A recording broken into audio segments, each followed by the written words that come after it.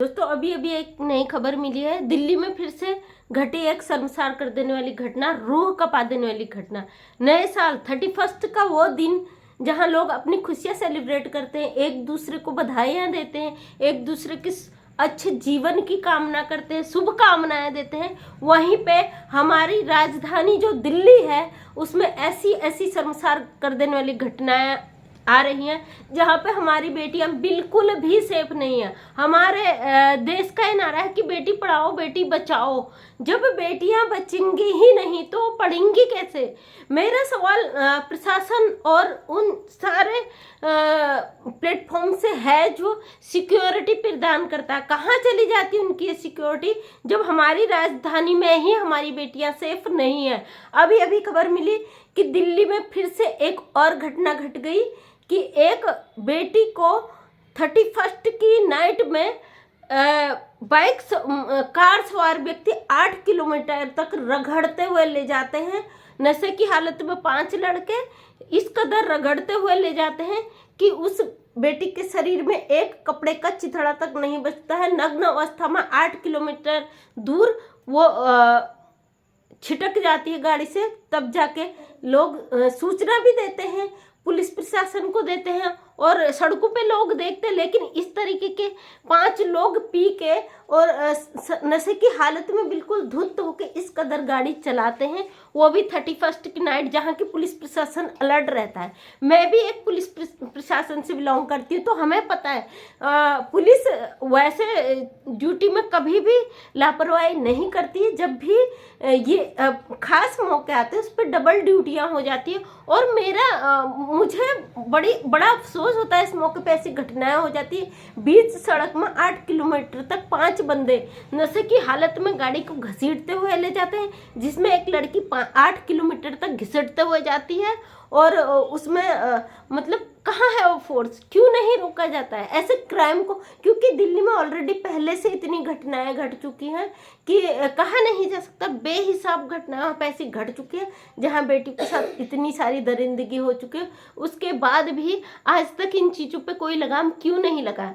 क्यों प्रशासन ने इस पर गौर नहीं किया? क्यों ये चीज़ें इतनी ज़्यादा और भी ज़्यादा हो रही हैं कि हमारी बेटियां कहीं भी सेफ नहीं? अगर घर से बेटियां बाहर निकलती हैं सबसे पहले उनके दिल में एक खौफ होता है कि उनके पेरेंट्स के और वो बेटी का, हर पेरेंट्स के दिल में डर होता है हम अपनी बेटी को बाहर भेज रहे हैं, पढ़ लिख कर वो जाएगी जॉब करने बाहर ही, ऑब्वियसली घर में कुछ है नहीं।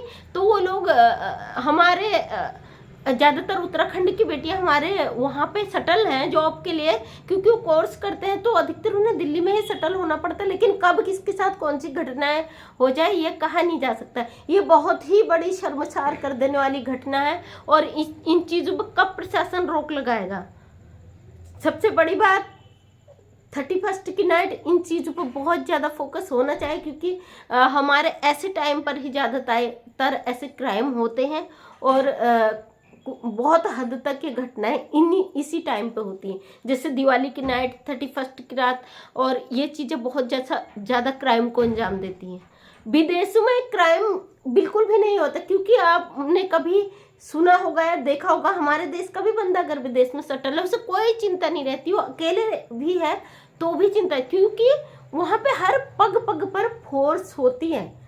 और लोग कुछ हद तक मैं कहूँ पुलिस प्रशासन को दोष देते हैं तो गलती वहाँ पे प्रशासन की भी कम, क्योंकि फोर्स ही इतना कम है कि जब तक घटना घटित होती है और पुलिस फोर्स वहाँ पहुँचता है तब तक दूसरी जगह घटना घटित हो जाती है। हमारे देश में इतने बेरोजगार हैं जो जॉब के लिए बिल्कुल बेरोजगारी के कगार पे हैं, बिल्कुल इस पढ़ लिख के इतने बेरोजगार हैं, फोर्स में जगह ही नहीं, फोर्स इतना कम है। प्रशासन कहने को तो हर कोई न्यूज़ चैनल है, कोई भी मीडिया कर्मी प्रशासन, पुलिस प्रशासन को दोष देता है, लेकिन कुछ हद तक आपको नहीं लगता गवर्नमेंट इसमें जिम्मेदार है? अगर वो हमारे हर चप्पे चप्पे पर पुलिस फोर्स ज्वाइन कर दे और हर चप्पे चप्पे पे एक सिक्योरिटी पे ध्यान करे, हमारे देश के बेरोजगार लड़के हैं उनको रोजगार दें, टैलेंट है उनके अंदर, वो अपने जज्बा है, वो अपने देश से क्राइम को भी रोकना चाहते हैं, अगर उन्हें फोर्सेज में भर्तियों में शामिल करा, हमारे देश के कोने कोने में अगर सिक्योरिटी हो जाए, हमारे बेटियों के लिए एक जिम्मेदार ऑफिसर तैनात किए जाए, तो कहीं ना कहीं ये लड़कियां सेफ रहेंगी। तो दोस्तों, पुलिस प्रशासन को दोष दे देते हैं आसानी से। हर कोई कहता है कि पुलिस तब पहुंचती है जब क्राइम हो जाता है। कुछ हद तक सोचिए, सोशल मीडिया, प्रेस, पत्रकार, एक यूट्यूबर, उसके लिए न्यूज़ फैलाना कोई बड़ी बात नहीं, बहुत जल्दी ये चीज़ें वायरल होती है। लेकिन कभी हमने अपने दिमाग में जोर डालकर ये चीज़ें देखी कि पुलिस फोर्स की गलती है या हमारे प्रशासन की गलती है। कहीं ना कहीं हमारा प्रशासन बेरोजगार इस बात का जिम्मेदार है कि इन चीज़ों को बढ़ावा उन्हीं की वजह से हो रहा है, क्योंकि पुलिस फोर्स अपनी ड्यूटी बखूबी निभाता है। क्योंकि मैं अच्छी तरह जानती हूँ, क्योंकि पुलिस की जो ड्यूटी होती है, अगर ऑन ड्यूटी में उसके बीच कोई ऐसी घटना घट जाती है, तुरंत सस्पेंड और तुरंत बर्खास्त या जो भी है उसके ऊपर कानूनी कार्रवाई हो जाती है। इसलिए पुलिस विभाग में कभी भी नहीं कहूँगी कि लापरवाही करता है। लापरवाही कुछ हद तक हमारे प्रशासन की है, जो फोर्सेस नहीं है, जो अवेलेबल नहीं है। दिल्ली जैसे महानगर में जहाँ इतनी घटनाएं घट चुकी है, वैसे भी हमारे देश की राजधानी, वहाँ पर डबल सिक्योरिटी होनी चाहिए, वहाँ पे एक जिम्मेदारी होनी चाहिए। और मुझे लगता है क्योंकि आधे से ज़्यादा पब्लिक वहाँ पे है, हमारे देश के हर सिटी से वहाँ लोग जॉब के लिए गए, तो वहाँ पर डबल से ज़्यादा फोर्सेस होना चाहिए, ताकि चप्पे चप्पे पे तैनाती हो सके, ऐसे क्राइम चीज़ों पे रोक लगाई जा सके। अदर स्टेट में भी ये चीज़ें होती है, कहीं भी देखो, किसी भी देश में, किसी गांव में, कहीं पड़ोस में, शहर में, हर जगह घटनाएं होती है। लेकिन दिल्ली हमारा महानगर है, उसे तो सेफ रहना चाहिए। क्या आपको नहीं लगता ये सब चीज़ें गलत है? कहीं ना कहीं प्रशासन जिम्मेदार है, कहीं ना कहीं हम खुद जिम्मेदार हैं। हमारे घर के बेटे क्यों निकलते, 31 हो या कोई भी फंक्शन हो, तो अब हमारे घर के बेटों को रात 8 बजे के बाद घर से निकलना बिल्कुल अलाउड नहीं होना चाहिए। सबसे बड़ी जिम्मेदारी हमारी है, विभाग को ही हम दोष नहीं देंगे, सबसे बड़ी जिम्मेदारी हमारी है, चाहे वो बेटी है, बेटा है। अगर आपको लगता है सुरक्षित नहीं है, तो रात में, नाइट में तो ये गाड़ियां लेकर नहीं निकलने देना चाहिए। इतनी रोक तो हमें अपने परिवार पर लगानी चाहिए, अपने बच्चों पर रोक लगानी चाहिए, क्योंकि हमारा बच्चा सेफ नहीं तो वो कितनों के लिए और खतरा बन जाता है। अर्धनग्न अवस्था में लड़की 8 किलोमीटर तक रगड़ कर जाती है, स्कूटी में लड़की जा रही है, किसी ने ये नहीं देखा कि वो नशे की हालत में इतना तो हम कि वो लोग क्यों नहीं, है पता नहीं कि लड़की उसके गाड़ी के पहियों में अटक के वहां तक चली गई, किसी को ये पता ही नहीं है। ऐसे इस कंडीशन तक लड़के क्यों घर से बाहर जाते हैं? दोष प्रशासन को हम क्यों देते हैं?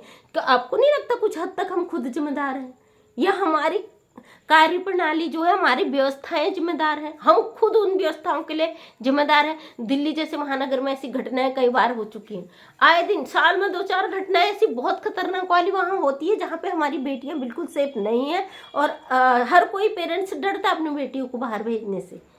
उसके अंदर एक भावना, अपने बच्चे की एक सिक्योरिटी की भावना होती है, इसलिए वो डरता है, इसलिए बच्चा ग्रो नहीं कर पाता आगे इन चीज़ों को, वो जिस चीज़ का हकदार है वो नहीं पाया।